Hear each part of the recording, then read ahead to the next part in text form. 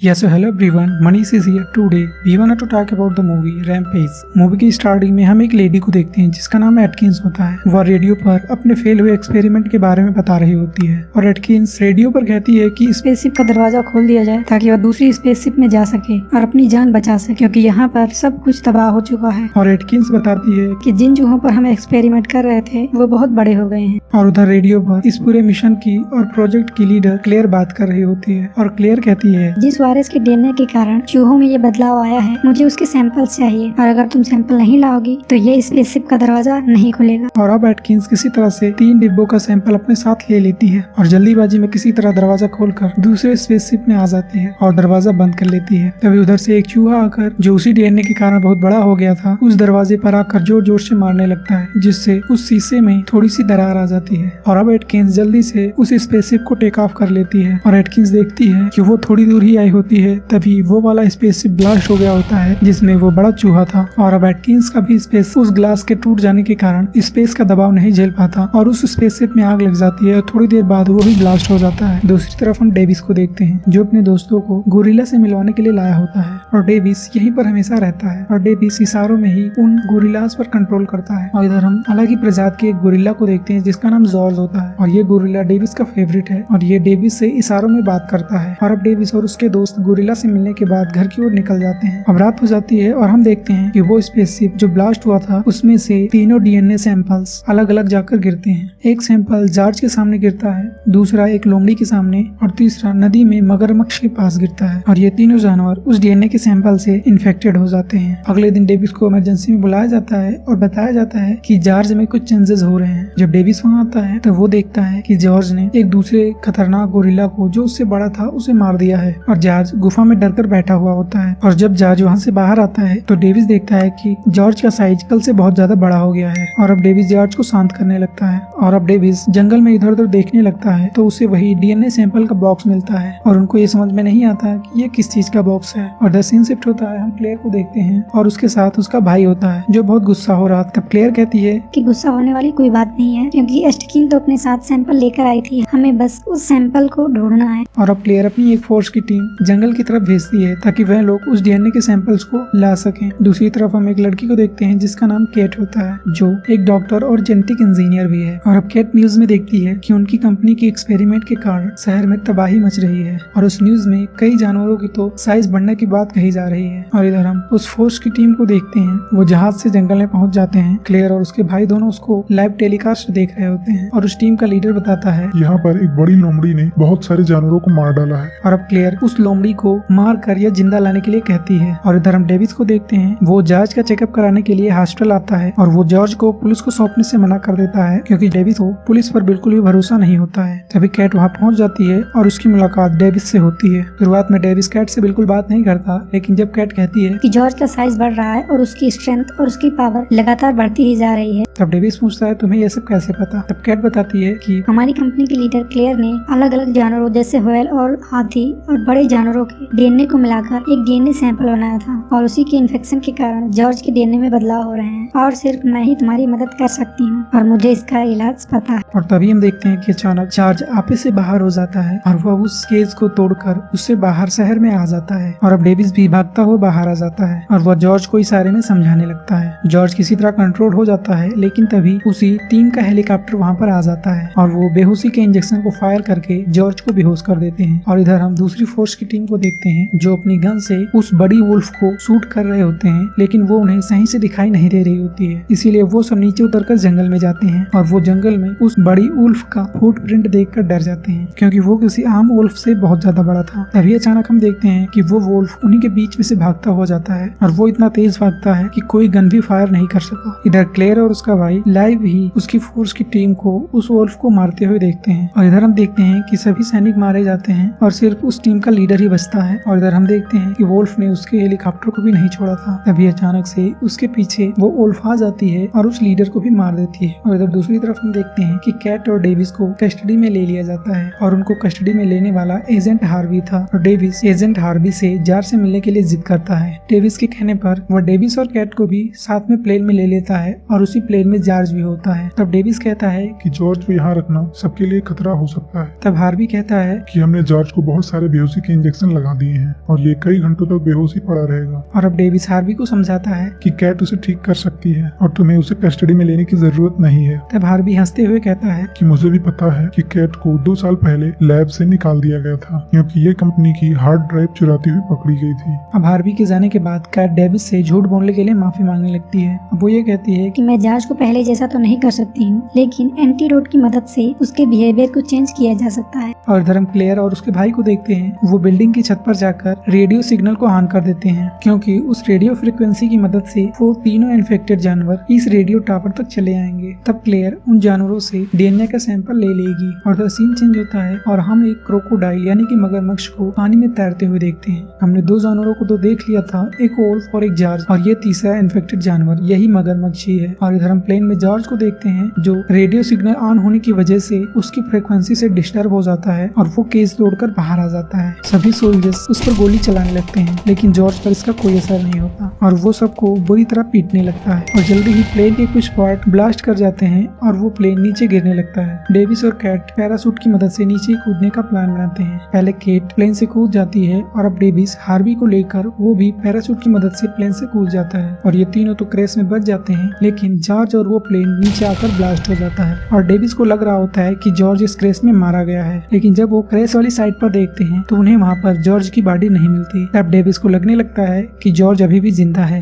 अब Harvey Davis को thank you करता है क्योंकि उसने उसकी जान बचाई। और हम इधर क्लेयर के ऑफिस में देखते हैं कि FBI एजेंट आ जाते हैं और वो सब पूरी ऑफिस की तलाशी लेने लगते हैं और क्लेयर कहती है कि ये सब तबाही हमारे लिए एक लेडी काम कर रही थी जो एक जेनेटिक इंजीनियर है, उसी की वजह से हुआ है और उसका नाम कैट है, इसीलिए मैंने उसे 2 साल पहले ही कंपनी से निकाल दिया था। और इधर हम डेविस को देखते हैं जो कैट को बता रहा होता है कि जब जॉर्ज छोटा था तो मुझे एक ट्रक के नीचे मिला था और उसी के सामने कुछ लोग उसकी मॉम को मार रहे थे और मैंने किसी तरह से जॉर्ज को बचा लिया था। और तब कैट भी अपनी स्टोरी बताने लगती है। वो कहती है मेरा भाई भी बीमार रहता था और क्लेयर ने मुझे कंपनी में जॉब करने के लिए ऑफर दिया और मैं एक रिसर्च करना चाहती थी जिसकी मदद से मेरे भाई की बीमारी ठीक हो सकती थी और उन्होंने मेरी रिसर्च की मदद से कई बायोलॉजिकल वेपन बना डाले जिसका मुझे बिल्कुल पता नहीं था और इसी का नतीजा आज हम लोग देख रहे हैं। और अब सीन चेंज होता है और हम देखते हैं डेविस, कैट और हार्वी तीनों एक मिलिट्री कैंप में आते हैं। वो सभी लोग देख रहे होते हैं कि सभी इन्फेक्टेड जानवर शिकागो की ओर जा रहे होते हैं और सब जानने की कोशिश कर रहे होते हैं कि ऐसा क्यों हो रहा है। तब केट बताती है कि वो लोग उस रेडियो फ्रिक्वेंसी की मदद से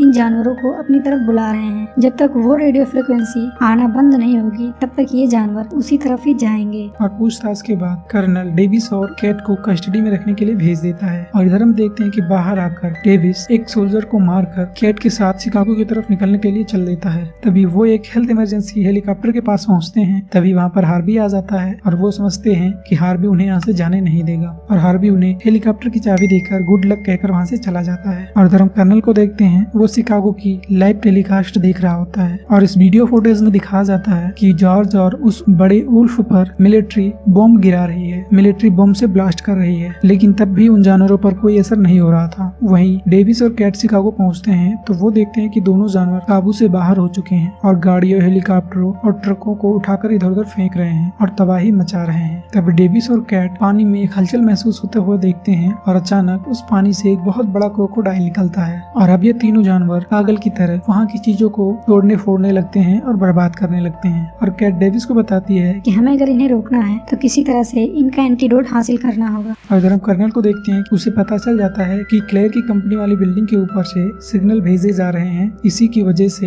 ये जानवर उसी तरफ अट्रैक्ट हो रहे हैं और उधर ही जा रहे हैं। और अब कर्नल को लगने लगता है कि कैट सही कह रही थी। और इधर हम डेविस और कैट को देखते हैं वो बिल्डिंग के अंदर आ जाते हैं और वो एंटीडोट ढूंढने लगते हैं। और इधर हम क्लेयर और उसके भाई को देखते हैं वो दोनों उस बिल्डिंग को छोड़कर वहाँ से जाने वाले होते हैं। तभी क्लेयर की नजर लैब के कैमरे पर जाती है और वो ये देख लेती है कि कैट डेविस के साथ एंटीडोट ढूंढ रही है और फाइनली डेविस और कैट को एंटीडोट मिल जाता है और कैट उसके सैंपल्स ले लेती है। अब वो दोनों निकलने ही वाले होते हैं तभी वहाँ पर क्लेयर आ जाती है और क्लेयर का भाई उन पर गन पॉइंट कर लेता है और क्लेयर उनसे एंटीडोट वापस करने के लिए कहती है। डेविस इस चीज के लिए मना करता है। तभी क्लेयर गन लेकर डेविस पर फायर कर देती है और डेविस इंजर्ड होकर नीचे गिर जाता है। इसके बाद क्लेयर कैट को अपने साथ ले जाने लगती है और इधर हम देखते हैं कि तीनों जानवर बेकाबू हो गए थे और तेजी से उस बिल्डिंग पर चढ़ने लगते हैं क्योंकि वो सिग्नल इन तीनों को बहुत ही ज्यादा इरिटेट कर रहा था। और अब क्लेयर कैट को इसीलिए ले जा रही है ताकि वह डीएनए को दोबारा से रिफॉर्म कर सके और उसका रिफॉर्मेशन कैट से बेहतर कोई नहीं कर सकता। था। इससे पहले वो सब हेलीकॉप्टर में बैठकर निकल पाते, जॉर्ज वहाँ पर आ जाता है। कैट एक दूसरी तरफ भाग जाती है और जॉर्ज हेलीकॉप्टर को उठाकर दूसरी तरफ पटक देता है, जिससे उसका पिछला हिस्सा टूट जाता है। और इधर हम डेविस को देखते हैं, वो किसी तरह से ऊपर आ जाता है और वो जिंदा था और डेविस कैट को बचा लेता है। और कैट बताती है कि उसके पास एक एंटीडोट बचा हुआ है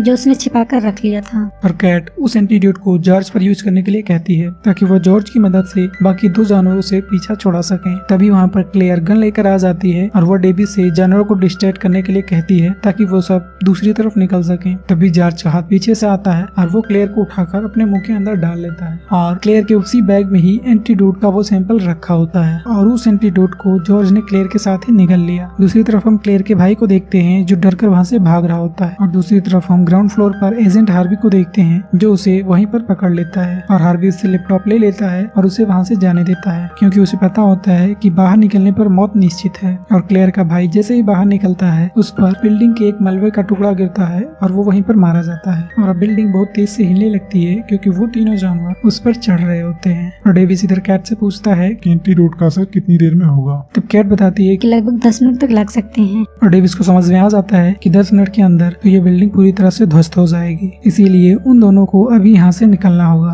और वो दोनों उस टूटे हुए हेलीकॉप्टर में बैठ जाते हैं और अब हम देखते हैं कि बिल्डिंग गिरने लगती है और किसी तरह से डेविस उस हेलीकॉप्टर को टेक ऑफ कर लेता है और वो हेलीकॉप्टर थोड़ी ही दूर जाकर क्रैश कर जाता है। बाहर आने पर डेविस देखता है हर तरफ धूल और धुआं है और उन्हें कुछ साफ दिखाई नहीं दे रहा था। और अच्छी बात ये थी कि वो दोनों सही सलामत जिंदा बच गए थे। और अब हम देखते हैं पीछे से जॉर्ज बाहर निकलता है और डेविस उससे बात करने की कोशिश करता है और अब जॉर्ज डेविस के इशारों को समझने लगा था और उस पर एंटीडोट का असर हो चुका था। और डेविस कैट से मिलकर एयर स्ट्राइक को रुकवाने के लिए कहता है क्योंकि शहर में काफी लोग हैं और अगर एयर स्ट्राइक शहर में की गई तो काफी लोग मारे जाएंगे। और अब डेविस खुद जॉर्ज के साथ दोनों जानवरों से फाइट करने के लिए जाता है और अब जॉर्ज उससे फाइट करने लगता है और जॉर्ज को खाने के लिए वुल्फ आगे बढ़ता है, लेकिन पीछे से क्रोकोडाइल उस वुल्फ पर अटैक कर देता है और क्रोकोडाइल उस वुल्फ की गर्दन को पकड़ लेता है और अब वो वुल्फ मारा जाता है। और इधर कैट एजेंट हार्वी से मिलती है और उनसे सारी बातें बताती है। अब एजेंट हार्वी कर्नल के पास फोन करते हैं और वो बताते हैं कि शहर में बहुत सारे लोग हैं, इसीलिए एयर स्ट्राइक को रोक दो,